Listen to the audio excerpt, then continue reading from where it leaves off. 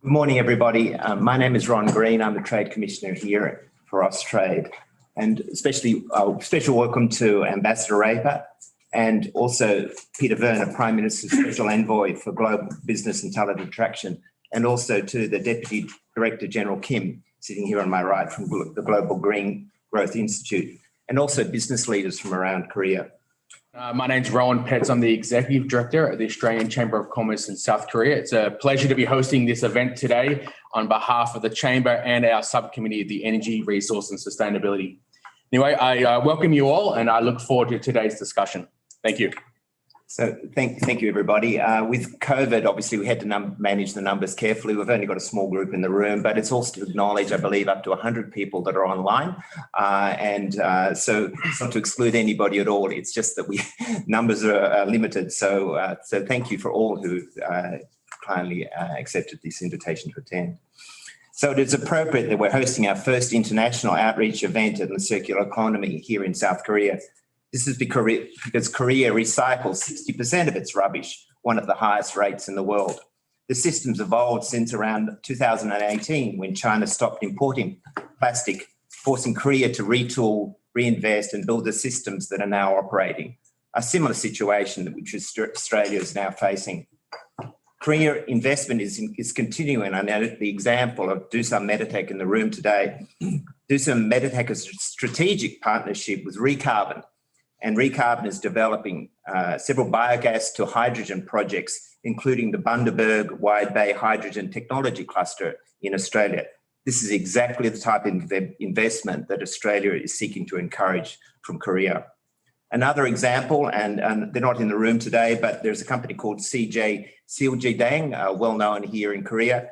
They're online, but they are also very interested in developing their proprietary biodegradable green plastic. How can we partner with CJ to reduce the plastic waste that ends up in our dumps and oceans? We are also privileged to hear from two women in leadership in Korea. Of course, our Ambassador Raper, who will set the scene for the importance of this sector to both countries. We'll then hear from GGGI's Deputy Director General Kim, and we'll follow on with questions if she allows. With these two speakers, we are signalling the importance of gender equality and women empowerment as being central to the economic diplomacy and development efforts of Australia. Today, more than ever, we are proud to see that the Australian Embassy is well represented on this agenda as well. We'll then move on to our keynote speaker, Prime Minister's Special Envoy for Global Business and Talent Attraction, Peter Verwer, who's on screen. He will then be followed by questions. And then we'll move on to our specialist in the circular economy, David Gwyther, who will also be on screen. We encourage questions to be raised on chat. So there's a chat function and Rowan will assist me to make sure that those questions are passed through to the appropriate speaker. So with these preliminary comments, I would like to pass on to Ambassador Raper. Thank you. Thanks, Rod. I'd also like to welcome all of our special guests here today. Particularly on the screen, as Ron just mentioned, we have the Prime Minister's Special Envoy for Global Business and Talent Attraction, Peter Verwer. We also have in the room Deputy Director General of the Global Green Growth Institute, Jenny Kim. And we're also honoured to have business leaders here in the room and also on the screen. So you're all very welcome. A special thank you to the Australian Chamber of Commerce and the GGGI for their assistance in co-hosting this event today. So while COVID-19, as we all know, has made it challenging to hold meetings in person, I'm really pleased to see that we do have a group here in the room today. You're able to join us in person, but we're also able to use the wonders of technology and to beam in our speakers from Australia and many more business representatives online. So I think it's a perfect mix that we have here today. And this is an important time to have us all together as we look to the future of the trade and investment partnership between Australia and Korea. Now, this year marks a significant milestone in Australia and Korea relations. It's the 60th anniversary of our diplomatic relationship. So this is a perfect time to look at the future and how we chart the course for the next 60 years of bilateral relations. And we think that has to include partnerships in new and growing sectors, such as the circular economy. Now, already, Korea is Australia's 4th largest trading partner and our 3rd largest export market. And the Australia-Korea Free Trade Agreement continues to benefit both our nations. But there is ample scope to do more together and to diversify our relationship.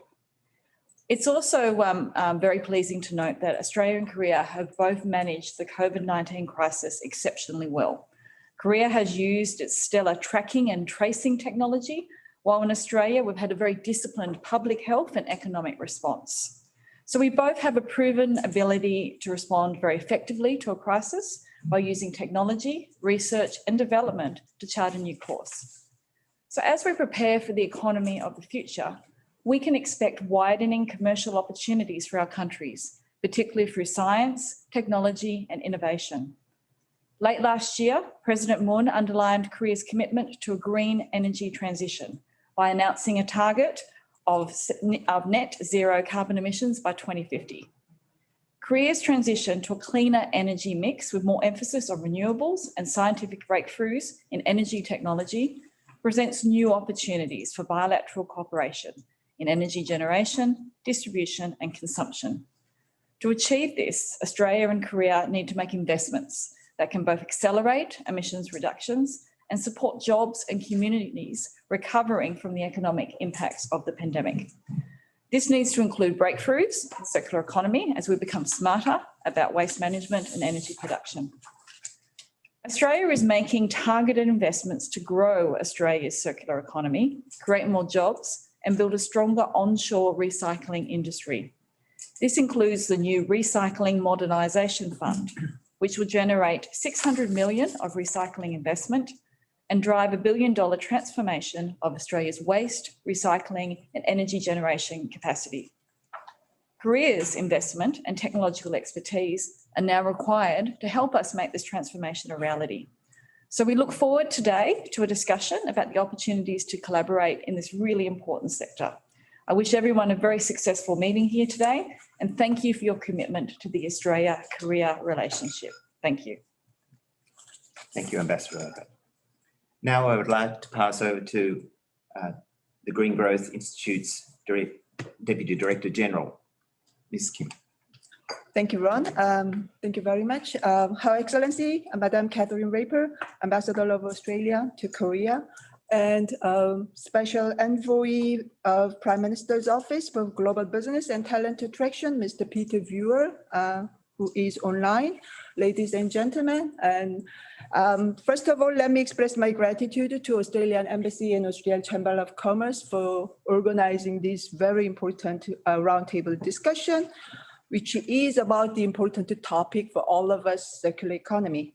I'm very pleased to speak on behalf of Global Green Growth Institute, which is also working hard to provide solutions to developing countries and emerging economies for managing waste properly and promoting circular economy. Because I have a PPT presentation, a short PPT presentation explaining about GGGI activities and Korea GGGI relationship. Let me just to share the slide with you. Yes, thank you. Next, please. Okay, can I'm sorry. Yes, wonderful. Okay, let me start with briefly mentioning about Global Green Growth Institute and its activities. Some of you are already familiar with this organization. However, GGGI is a treaty-based intergovernmental organization supporting developing countries and emerging economies to achieve sustainable and environmentally friendly economic growth.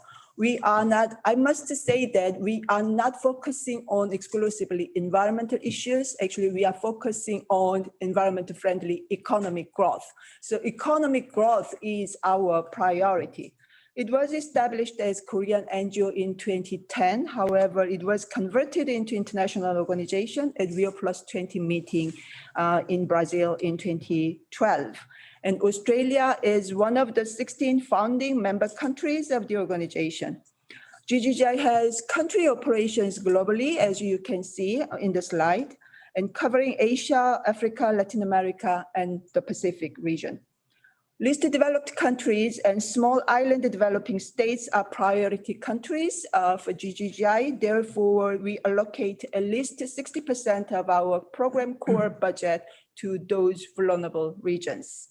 And GGGI's strong value is country presence. We have country teams embedded in the counterpart governments of our member countries. Therefore, we can provide more tailored services with a strong understanding of local context. Yes, and COVID-19 pandemic has influenced the GGGI operations as well. Most of countries where we are operating programs have been going through lockdown and or other social distancing measures, including government officials working from home. However, we quickly adapted to new normal. GGGI took this crisis as an opportunity to accelerate economic transition into a green economy in our member countries. So we developed green stimulus proposals on solar irrigated agriculture in Africa and supporting green startups in the Pacific and successfully received grants. In our new strategy between 2020 to 2030, we are targeting to mobilize $16 billion green investment, create 2 million green jobs, and reduce 1.6 gigaton of CO2 emission. So our operational priorities are covering renewable energy, energy efficiency, green transportation, waste management, and climate resilient agriculture and forest. Let me quickly touch upon GGGI's circular economy activities. In Cambodia, GGGI has conducted a waste management program in Battambang province, Siem Reap, and Phnom Penh city. GGGI helped the provincial government and city government to establish affordable waste management services and sanitation solutions. In Lao PDR, GGGI provides a total solution for solid waste management for Vientiane, from collection to disposal based on the circular economy concept. GGGI has established 14 waste recycling banks in partnership with local schools and district offices. In Peru, we are supporting development of a 23 million public investment project that includes organic waste valorization as part of an integrated waste management approaches. There are many other examples. However, because of the time limit, I will go move to the next slide. GGGI is also working closely with Korea, the host country, to promote knowledge sharing and public-private partnership. In 2019, Korean Embassy in Bahrain and GGGI jointly organized first Korea-Bahrain Environmental Cooperation Forum. The main topic was circular economy, waste management. And 8 Korean business companies representatives participated in the forum, and also they organized business-to-business sessions separately with Bahrain counterparts. Last year in 2020, GGGI, in collaboration with the Danish Innovation Center in Korea, published a report on Korean green technology. In this publication, you will find an overview of Korea's green growth journey, green R&D strength, as well as unique opportunities for international collaboration. In 2016, GGGI published a comprehensive report titled Korea's Green Growth Experience. And as many of you are aware, Korean government announced the Korean New Deal plan in July last year as a national strategy to overcome COVID-19 crisis and reboost economy. As a follow-up, the country also committed to achieve net zero by 2050. Korean Green New Deal is composed of 3 parts: Green New Deal, Digital New Deal, and social safety net policy. The government is investing total $134.5 billion by 2025 to rebuild the Korean economy in a changing global environment. And Korean Green New Deal has 3 priorities: low carbon and decentralized energy, building innovative ecosystem for green industry, and green transformation of infrastructure. So energy, industry, infrastructure, they are key areas. To meet the purpose, the government, in partnership with the private sector, will drive new investment and R&D in areas of renewable energy, smart grid, green industrial complex, e-mobility, green remodeling, clean water, and supporting SMEs. Therefore, through Green New Deal, Korea is expecting to achieve net zero. So Korea is expecting the Green New Deal works as a building block to achieve transition to green economy, net zero by 2050, and creating new jobs and reducing greenhouse gas emissions. In line with the government's policies, Korean companies are also taking very proactive steps, incorporating ESG in their business strategies. Particularly, I'm very pleased to see many business sector representatives in this roundtable, which is very encouraging. National Pension Service, NPS, will increase its investment in business meeting ESG requirements. And many leading companies like Samsung, LG, SK are more active in joining RE100, GGJ's Blue Sky Net Zero Initiative, and other sustainability-related alliances. Actually, I can see quite different attitude, quite different approach from private sector in Korea towards green economy, circular economy. Finally, I would like to emphasize P4G Summit. P4G Summit, to be held at the end of May this year in Seoul, is presenting an excellent platform and an opportunity for international community to promote and adopt green growth solutions. P4G, Partnering for Green Growth and Global Goals 2030, is a new initiative commenced in 2018 with the ambition of becoming the world's leading forum for developing concrete public-private partnerships at scale to deliver on the SDGs and the Paris Climate Agreement. P4G brings together business, government, and civil society organizations and innovative public-private partnership to advance solutions that help meet humanity's greatest needs in 5 key areas: food and agriculture, water, energy, cities, and circular economy. So circular economy is one of the priority themes of P4G. As a partner organization of P4G, GGJ is planning to organize a side event regarding how to accelerate private sector's transition towards green economy. We will jointly lead that event with the Climate Change Center of Korea and UN Global Compact Korea Network. So finally, I would like to once again express my gratitude to Australian Chamber of Commerce and Australian Embassy in Korea for organizing this roundtable discussion. And I'm sure that this event will strongly contribute to strengthening Australia, GGGI, Korea collaboration in order to provide solutions for circular economy. Thank you, Madam Ambassador. Thank you. Thank you very much, Deputy Director Kim. It was actually a very useful speech, I think, for planning going forward. There's many things that we can gain from this. And I note your point about building blocks. I think that's essential that we maintain this, build on this partnership that's now started. So if there is any questions, I'd like to invite questions from either the chat forum or from the audience on this.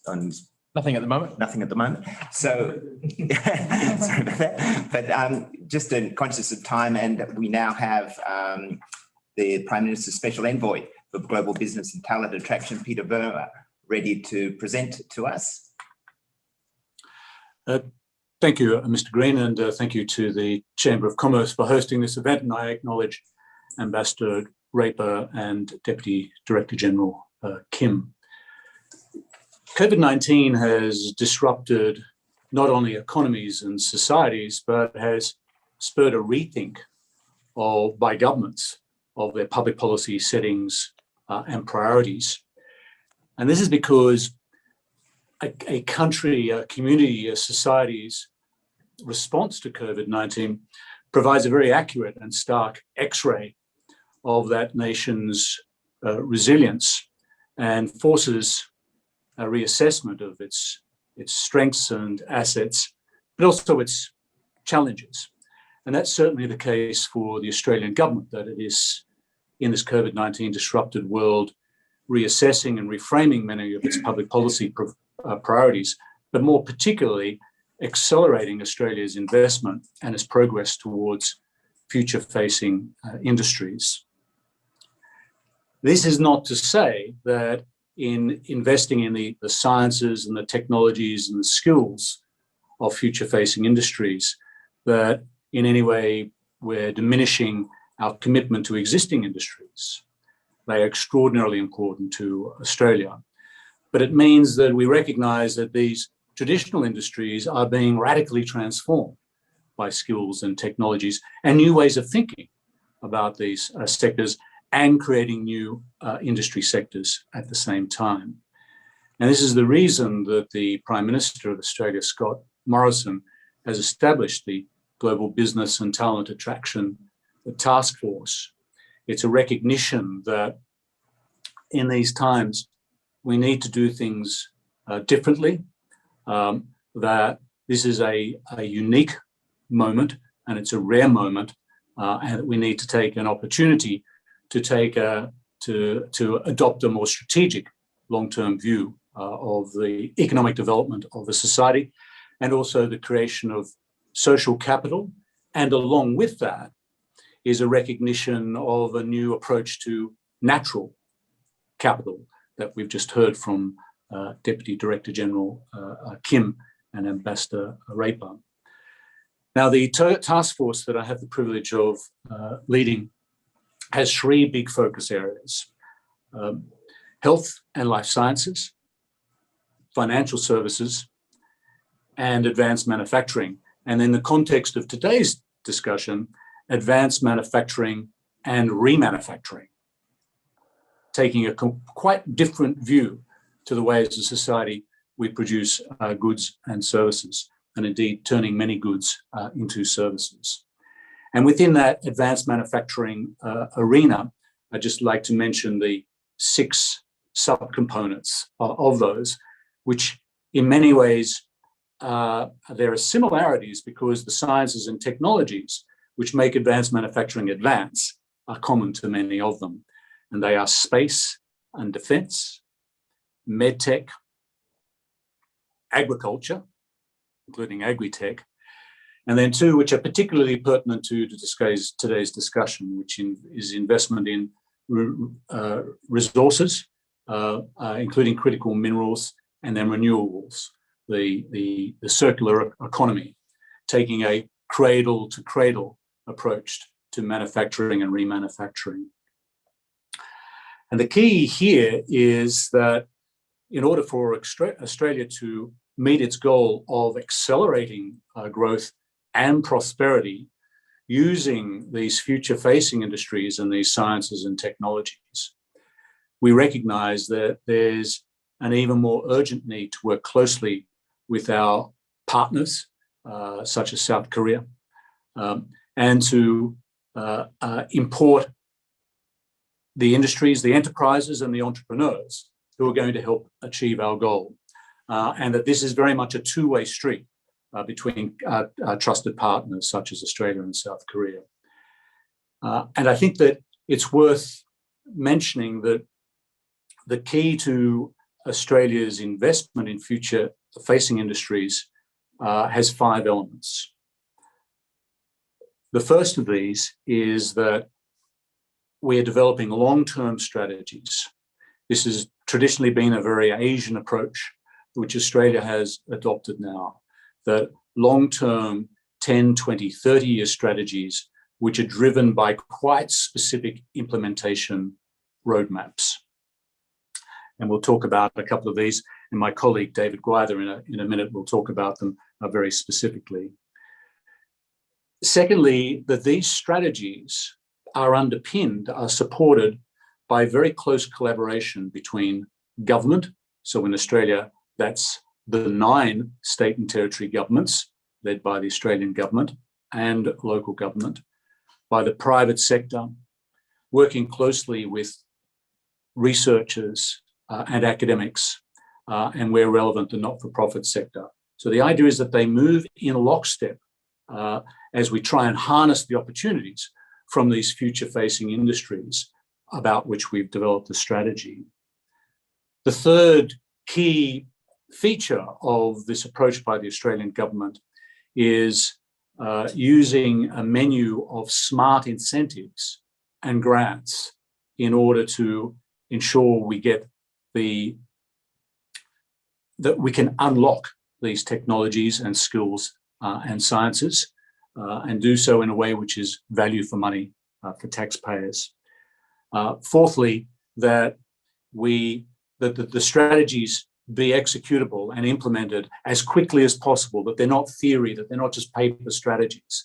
And this is one of the wonderful aspects of working with South Korean partners, where in many cases you might be ahead of us. And what I really mean here is that in order to ensure that there is a practical approach that we're taking, that we provide ecosystems which support businesses and enterprises so that they take risks and that they innovate. And the final aspect of this, and the new aspect, is that in order to achieve these four key elements of ensuring we can accelerate the benefits that derive from future-facing industries, that we import the world's best talent to work with Australia's global talent, and that we encourage the world's best industry enterprises, the marquee, the apex, the innovative enterprises, to work with our fantastic enterprises as well. So is this a new approach?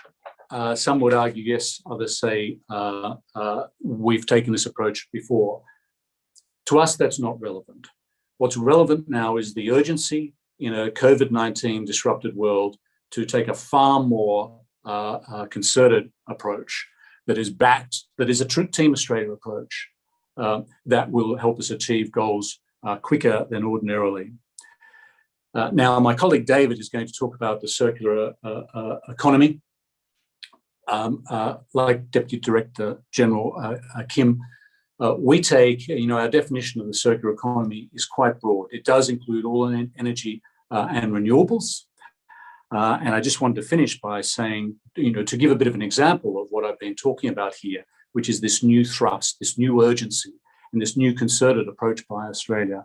And that is in the area of the renewable energy, where Australia is taking a very aggressive approach. We're speeding up investment, and that can be seen in terms of the photovoltaics and the solar arena, and supplying renewable energies to industry and households. And a great example is in the hydrogen space. I mentioned before that Australia now has a commitment to very long-term strategies, and we can see that in terms of the May 2020 Energy Technology Investment Roadmap, the 2019 Hydrogen Strategy, the Modern Manufacturing Initiative announced last year, all of which are fully funded, all of which are designed to ensure that Australia is a global leader in this arena, and that there are a number of funding and incentive programs, Clean Energy Finance Corporation, the Australian Renewable Energy Agency, and a range of scientific organisations which are adding juice, adding power to this ambition. And I'll wrap up, ladies and gentlemen, by providing a couple of examples. There are 95 at the moment large-scale renewable energy projects in Australia, 95. They're underway or about to commence. And they're worth just under $15 billion USD. And they are highly practical. The idea is to create dispatchable energy renewable energy into the grid. And in terms of a smaller scale, but a practical example, just a few kilometres from me here in Adelaide, hydrogen is being pumped in to the existing gas grid, a small amount of hydrogen, 5 to 10%, to pilot test in the residential arena the use of hydrogen using existing infrastructure. So I think, ladies and gentlemen, and in a place that's called Hydrogen Park, that this indicates that not only is Australia now fully committed to future-facing industries, that this is backed by long-term strategies which are funded, that there is a strong commitment for the private sector, the public sector, all governments, academics and researchers to be working together in lockstep in a way which may not have been typical in the past. But that these are not just paper proposals, that the real world is being transformed, that ecosystems in Australia are being created, innovation hubs, and that we're rolling out this technology all across the board. And we're doing so in a way in terms of big experiments and lots of small experiments. And that we're very keen to work very closely with our friends and partners in South Korea in taking the next step. Thank you very much.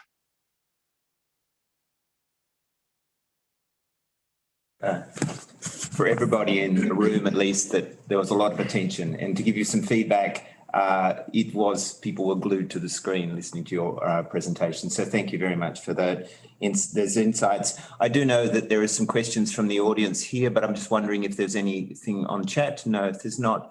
So if you're agreeable, I'd just like to ask, I think our representatives from Doosan had a question for us. Okay, yeah, thank you, Mr. Verwer, for your impressive and informative keynote presentation. To be honest with you, before coming here, sorry, my mask off. When I think about Australia, I know it's a beautiful country, nice place to travel, and then maybe a safe place to live, and then very advanced, well-developed country. But I haven't heard anything about any new technology or innovation hub, technology hub, something like that.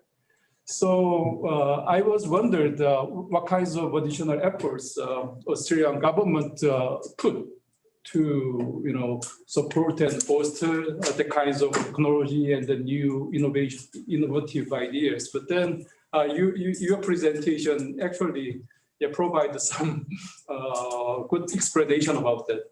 Thank you about that. But my next question is actually, when foreign business companies are interested in investing something or relocating to Australia, especially you are leading task force by government, and you are the head of that. So what kinds of additional support or effort that you can put to help them to safely soft landing, relocating in Australia? Thank you very much for that question.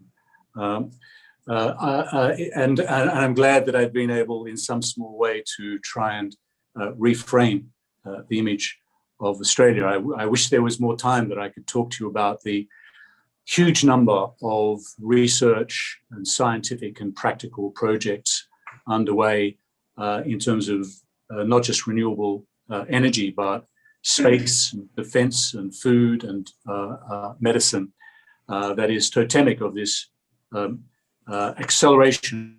Australia's really sees this COVID-19 period as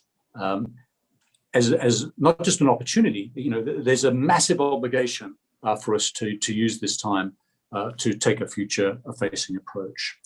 And I'll just mention that Australia does have in terms of increased investment in solar energy, in photovoltaics, is the per capita, the fastest growing in the world. And the last 2 years have seen a massive transformation of renewable energy. Now, to answer your question, it's very simple. Could my colleagues in South Korea please provide all of those people on this video call with my email address, my phone number, and that of my Austrade colleagues, because we would love to speak with you one by one about the opportunities in Australia and your ambitions. This is the approach that we're taking is a concierge approach.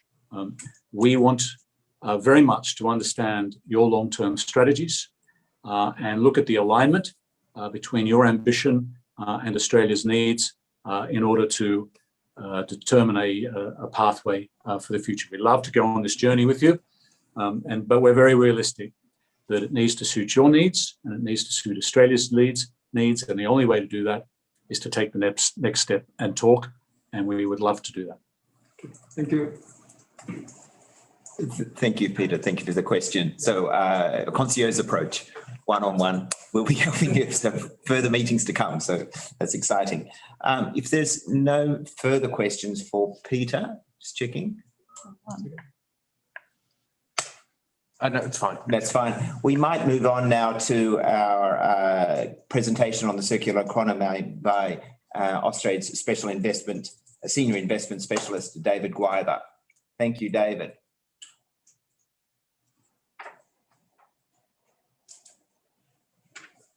Hyoeun CEO, and thank you very much, Ron, and thank you all for making the time to listen to our briefing today on circular economy opportunities in Australia. I acknowledge the remarks of our ambassador and Ms. Kim, and I thank Mr. Verwer for his remarks to set the scene for the subsector. But let's dive down into that next level. And firstly, I'd like to talk to you about your concierge into Australia, being the Australian Trade and Investment Commission. So for those of you who don't know, Austrade is Australia's government trade, promotion and investment attraction agency. We are your gateway to Australia for foreign direct investment. You have Ron and Julie there with their team, specialists, to take your queries, to bring them to our onshore team here and to our state and territory colleagues, to make sure that your investments get up. And our only measure of success is that you guys are successful. So we can provide market intelligence, we can provide feedback, we can assist your due diligence, we can give you advice on approval process, we can help you interface with regulators, and we can connect you with partners here in Australia. And of course, we can arrange site visits, and Peter's team can also help with visas. Peter briefly touched on these government priority sectors. Today we'll talk about the circular economy, resources, energy, digitech, infrastructure, health, agri-food and advanced manufacturing space are our government's priority sectors looking to attract investment.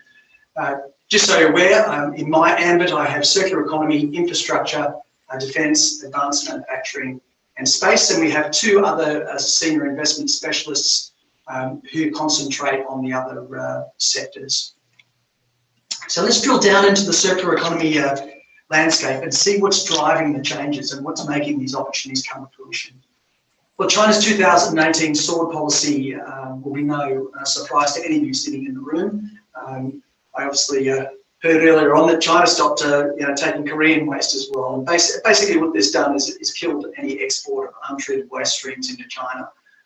As a result, the bottom fell out of the prices for waste materials. They went from around $250 a tonne to about $50. Shortly thereafter, and most appropriately, the Australian government announced it would implement, a series of waste export bans. I think also clearly societal and capital funds views are changing. They're expecting much better environmental stewardship. When they deploy their money, they want that done in an environmentally sustainable way. Our states and territory governments have introduced landfill levies, which range from around about $65 to $150 a tonne, which is actually giving these waste streams value. And importantly, our local government authorities, which are the agencies that collect the waste, are cooperating to reduce our reliance on landfill. You can read faster than I can talk, but suffice to say, this is the export ban timetable, and by the 1st of July 2024, none of these materials will be able to be exported without having been processed in some way, shape or form. Now, export is not the name of the game. What we would like to do is take these materials and keep them within Australia and put them back into our economy. So we have a very, very strong and permissive government policy framework.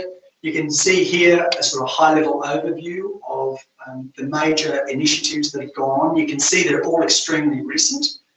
And then I think the bottom line is the most important one, which is our Commonwealth, state and local governments are working together to attack the circular economy problem. And as Peter mentioned, they're also working together to attack all of those other innovative areas where we're trying to energise our economy post-COVID.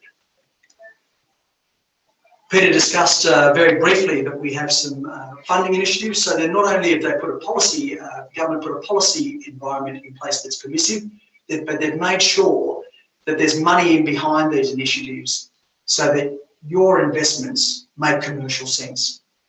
We have $190 million in the Recycling Modernisation Fund. The whole concept here is that the federal government will put in, say, $10 million, the state will match that for $10 million, and then we expect our investors to put in $10 million. And if we take, say, a 40,000 tonne a year plastics recycling plant, around a capex of around $40 million, you'd be looking 13, and clearly $26 odd million of capex relief is significant when you're looking at return on investment. There are a range of other funds there. Peter mentioned the Clean Energy Finance Corporation and our Australian Renewable Energy Agency. Also, if you decide to put your investments away from the big cities and into our regions, you can access a separate set of grants there. And if you're in the north of Australia, basically from Townsville upwards, and you choose to invest, then there's the North Australia Infrastructure Fund, and of course recycling infrastructure qualifies. Peter also mentioned the Modern Manufacturing Initiative, which was rolled out last year. We've actually just had the first of the roadmaps released, which is in space, and circular economy or recycling technologies is to come. That's a multi-billion-dollar fund. At the state level, you can see that there's support for the circular economy to varying degrees. The amount of money pretty much reflects the distribution of the population around Australia. You can see that the majority of the money is concentrated on our eastern seaboard, and clearly this is where the vast majority of Australia's population lives, and of course where the vast majority of our waste is generated, other than of course industrial and mining waste, in which there are also large opportunities. So how big is this opportunity? Well, we produce in little old Australia 76 million tonnes of solid waste a year, and we recycle about half of that. I think a key takeaway, I'm very, very impressed with South Korea's 60% recycling. That's very impressive, ladies and gentlemen. Australia's economy has been estimated by the Commonwealth Bank of Australia to be about 5% circular, which is half the world's average. So we really do need to lift our game, and we're on our way. On the right side, you can see how our waste streams are currently treated. And clearly the higher value waste streams, such as metals, have quite a high recycling rate already. And then the easy ones, glass and organics, paper and cardboard. On the left-hand side, you can obviously see a significant problem in the plastics area. So Austrade, together with Ernst & Young, did some research, and we determined that in the circular economy, this is where we believe the greatest opportunities are for investors, and also where the greatest capacity requirements are needed. Plastics we talked about, only 12%. That is going to get far worse as the bans come in. Energy from waste. State and local governments are driving energy from waste projects, particularly on our east coast.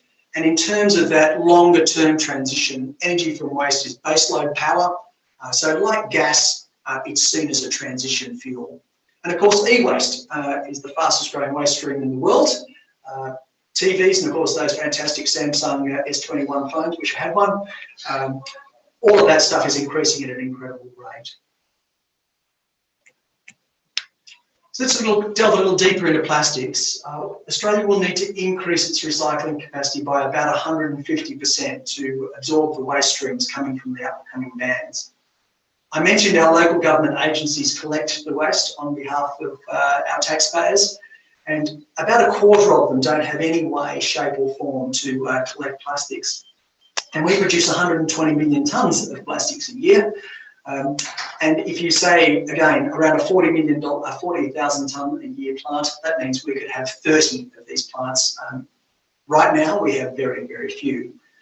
There are opportunities to upgrade our existing material recovery facilities. These are facilities where they take the commingled recyclables and separate them into glass, paper, plastics, metal, etc., into value streams. East Coast is obviously where the biggest opportunities are, because where the population is, and clearly we're looking for innovative technology and design. And as Peter said, you know, any investor that comes to us to bring new technologies into Australia will be strongly supported. I'd like to just take you quickly into a case study just to show you a small example. Advanced Circular Polymers are from Victoria in the south of Australia. They had a $20 million project, which basically identifies polymers and turns it into sorted flakes, which they clearly sell. So they have an advanced technology to separate the materials. The key investment drivers were the gate fees that I mentioned. In Victoria, at the present, it's around $66 a tonne, and that is increasing every year. There is some diversity in the landfill levy, which I mentioned earlier, across our states, but they are aligning their landfill levies. So $66 a tonne you can expect to come up. Obviously, their contractual structure, the key part of that was to make sure that they secured their feedstock. So they have supply contracts with their waste collectors and their local councils. And of course, they sell off, as well as getting the gate fees, they produce revenue from selling their end products both here and overseas. In the energy from waste area, I know we have some guests in the audience who have an interest in this area. It's particularly popular on the eastern seaboard. It is a good technology. It's not really well understood in Australia, obviously huge in Europe and has been around for many, many years. It clearly offsets methane from landfill. And of course, carbon dioxide, which it produces, is 35 times less toxic than methane over 100 years. The other benefit of it also, and a potential revenue stream down track, is it will attract Australian carbon credit units. The current plants in operation in Australia are relatively small, but the good news is there's 4 large developments in planning and construction. Swanbank here in Queensland is being developed by a company you'll be familiar with from Germany, Remondis. Maryvale in Victoria, and then 2 plants are going into Western Australia, and I'll talk about one of those a bit later. The revenue streams are generated from taking the waste, gate fees, selling the power. Because it's 24/7, 365 power, you can also sell network services such as frequency and voltage control, and there are opportunities for selling the byproducts from the plant, char into road-based waste heat, etc. Ernst & Young's research indicates that in the UK, the internal rate of return for these energy from waste projects was around 11 to 15%. So you have to do your own due diligence for Australia. I'd now like to just take you in and have a quick look at one of those Western Australian projects. The East Rockingham project is one of 2. It's about 40 kilometres south of Perth. It's going to take in 300,000 tonnes of waste per annum. With a gate fees of $70 in Western Australia, this produces a revenue stream of around $29 million just for taking waste. The plant will be able to generate 29 megawatts of baseload power, which supplies around 36,000 homes. And importantly, the project has managed to enter into a green power purchase agreement for 25 megawatts of its capacity. And if we use $55 a megawatt hour, which was sort of average price in the Western Australian electricity market last year, that would produce another $12.1 million of revenue, plus those revenue from frequency control and ancillary services I mentioned. The capital expenditure on the project was around $500 million, and this is where our agencies that Peter mentioned come in. ARENA gave a grant of nearly $20 million, and obviously that doesn't have to be repaid. And our Clean Energy Finance Corporation provided a cheap loan, roughly $60 million in subordinated debt. This helps make the capital pain reduce and helps get these projects over the line. Clearly of significant importance to Australia, it will employ 300 workers during its construction period of about 2 years, and then around 50 operations staff. In the e-waste world, obviously there are large opportunities. You can see up here that 90% of the components in televisions and computers can be recycled, but they are not. 140,000 tonnes of electronic waste is generated in Australia every year. That is just going to exponentially increase. There are huge opportunities in lithium-ion battery recycling. Obviously, electric vehicles are a huge potential opportunity. There's lithium-ion batteries on the side of houses to store that important solar energy. And by 2030, it's estimated that 3 million homes in Australia will have PV panels on their roofs. In Australia, an average size PV installation is around 6.6 kilowatts, which is around 20 to 22 panels. So every 15 years, we have to recycle 66 million panels. At the moment, we have a capacity to recycle less than 100,000. So e-waste is an emerging niche for opportunities, and I'd like to just take you to a small case study which we found, which actually has a Korean connection. So EnviroStream, also in Victoria, is Australia's only facility which is recycling lithium batteries. It received a small grant from Sustainability Victoria to get it over the line, and it recovers 95% of the resources from end-to-end life batteries, which is terrific. It generates a powder containing critical battery minerals, which Peter mentioned is of interest to Australia in raw form as well, and that's exported for a refinery. Again, the key investment drivers were that $66 feedstock fee to avoid landfill. The Victorian government has actually banned all e-waste going to landfill, so it has to be sold off somewhere. And a very, very important part of obviously taking those materials in was having an offtake agreement. And they managed to strike an offtake agreement with Korean-based companies Sun-Il High-Tech, which use those battery fines to process into cobalt nickel and then turn them into new batteries. There are other additional revenue streams from other products that are produced from that and recycling. So a great little case study of where this could go. Ladies and gentlemen, a very good overview of where Australia is heading in the circular economy has been produced by our Commonwealth Science and Industrial Research Organisation, the CSIRO. It's at this web link here. Ron and Julie can certainly direct you to it. It's very easy to find. And just to pick up on some of Peter's earlier terms as well, if you'd like to see some innovation in Australia and what we're doing, there are cooperative research centres, or CRCs, and you can find them on the web as well. There are many of them right across the sectors doing some fascinating work. So how do you get into Australia? Well, please allow Austrade to be your concierge. We will connect you with our Commonwealth, state and territory and Australian business partners. You can put an investor request in through Julie and Ron and their team. We will go hunting information for you so you can improve your project due diligence. Clearly, if you're after a government grant to ease that CapEx pain for your investment, we're really interested in technology transfer, Australian content and jobs. Our CEFC and ARENA, who we've mentioned, are there. They're keen to engage investors in the circular economy to help reduce that CapEx burden. If you're in particular looking to bid for government tenders on waste and recycling, then they really are looking for people with a proven track record and an excellent social licence to operate and an environmental stewardship record. And clearly in Korea, that is already there. The commercial success of these deals is about making sure you secure your feedstock supply through our local government agencies, get those offtake agreements in place, and have the community on side. You also may care to think about partnering with bringing either equity and technology with one of the Australian businesses, for example.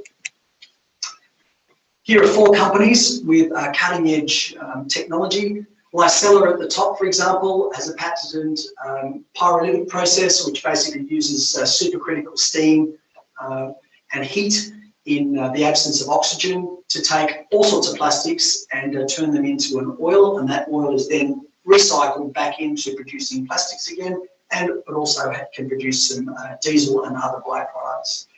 So the last one there is very interesting as well, looking at tyres. There is a very, very large opportunity in tyre recycling across Australia. We have a large resources industry here which produces an enormous amount of tyres in that market. So what are the takeaways? The conclusion is the time, ladies and gentlemen, is to invest now. There's undercapacity in the Australian market, the waste bans are coming in, and the first movers will be rewarded by commercial opportunities coming to the fore. Feedstock is growing, and certainly feedstock is improving as our local government authorities realise that they have to cooperate to solve their problems. As time progresses, it's certainly my judgment that the laws will continue to change the circular economy. The laws have to change, really. Europe is a fantastic example. I'm not saying that's where Australia may go, but nonetheless, I can see us heading in that direction. And as we discussed earlier, the community and our capital funds, our investors, are demanding that we just get better at environmental stewardship. I think the last one is particularly important in this audience. The Republic of Korea and Australia have a warm, long and well understood business relationship. You know how to do business here. I think Australia represents a great adjusted return for your capital.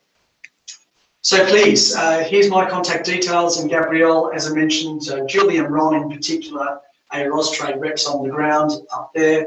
Please let us know any way we can help you. Kamsahamnida. Over to you, Ron.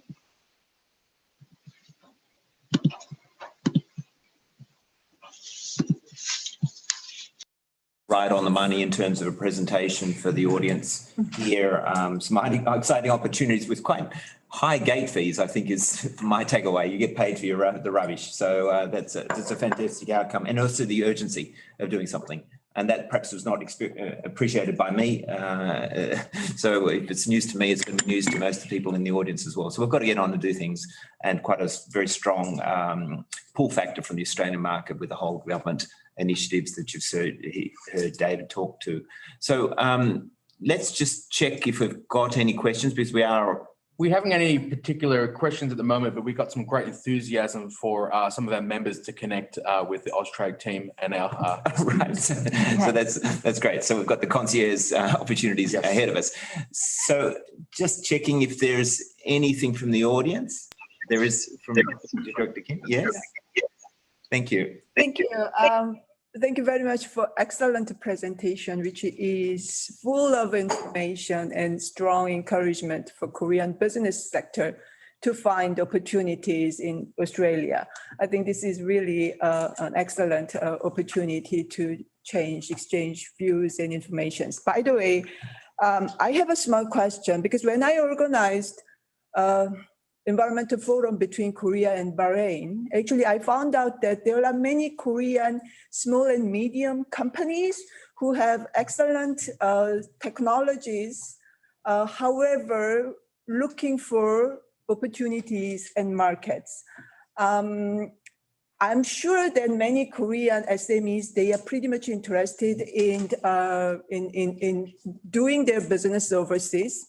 And particularly Korean Green New Deal, one of the key priority area is supporting SMEs to develop their business not only in Korea, but also overseas.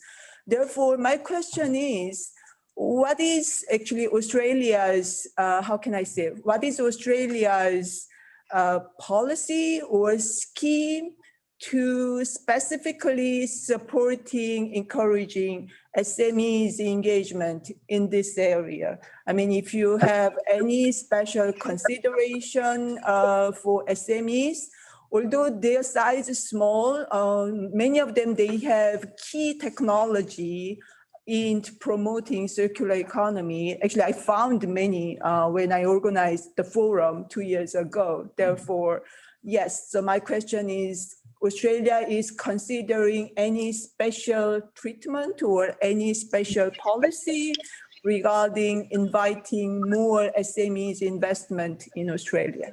Thank you for the question. David, would you like to answer that? Or if Peter is also on the line, I'm not sure. It almost seems a question exactly for what Peter's task force is asked to do. If Peter's available, he might respond to that. If not, David. Why don't I have a go at it first? If we think of the value chain, especially the value chain of the future, many of the companies that provide the key links, the key elements of that value chain, many of the most innovative companies are small. They're the small and medium-sized enterprises that are full of human talent and human capital. And we clearly recognise that, and my colleagues at Austrade and at the Global Business and Talent Attraction Task Force see the small, medium-sized enterprises can be as valuable in creating ecosystems, in building resilience as larger firms. Thank you, Peter. I think the key word there is us wanting to assist create these new ecosystems in Australia. So to David, if you had any further comments on that. Yeah, sure, Ron, and thank you very much for the question, Ms. Kim. I think, Tesla started out as a small business at some stage. Oh, yes. So small things, big things grow. So we don't make any difference between a small, medium or a large enterprise. In fact, in some ways, small and medium enterprises are more nimble and able to react faster. So The only thing that we ask is that they have the capacity, usually the financial capacity, to be able to make the investment, and that's one thing we check on. But the size of the business, from our perspective, is irrelevant. If they've got the technology and they've got the will and the enthusiasm, we'll listen to the pitch for sure. Thank you, David. Is there any other questions?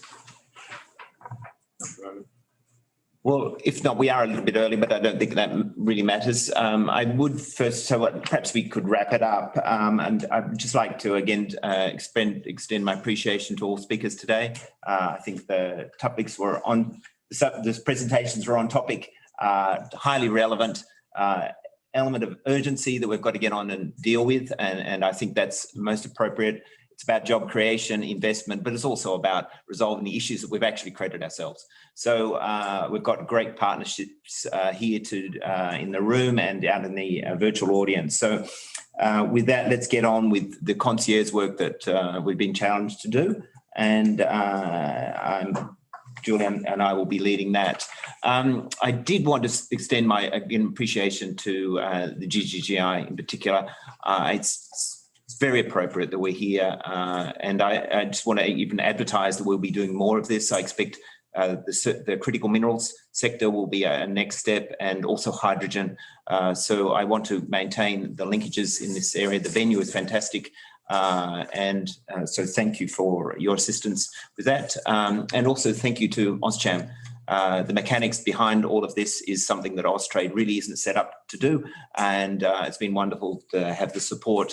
I would encourage people to join up with AustCham if they're not members, because it does give you a great access to the Australian economy, experts, etc. So do participate in AustCham if you can. And I'd just then like to pass over to Rowan with some final comments. Yeah, once again, I'd like to thank everyone for being here, and thank our special guests who have joined us virtually. As Ron has mentioned, AustCham is very happy to host these type of events. We see ourselves as a conduit for connecting the private and public sector and working with intergovernment organisations such as GGGI. I think it's a great way to facilitate the opportunities in multiple sectors, including critical minerals, hydrogen, and also the circular economy. We're looking to play a pivotal role in growing Australia's engagement with Korea on these topics, and look forward to working with you guys into the future. So once again, I'd like to thank everyone for being here today. Thank everyone on the line and our special guests, and look forward to speaking soon. Thank you very much. Thank you, everybody.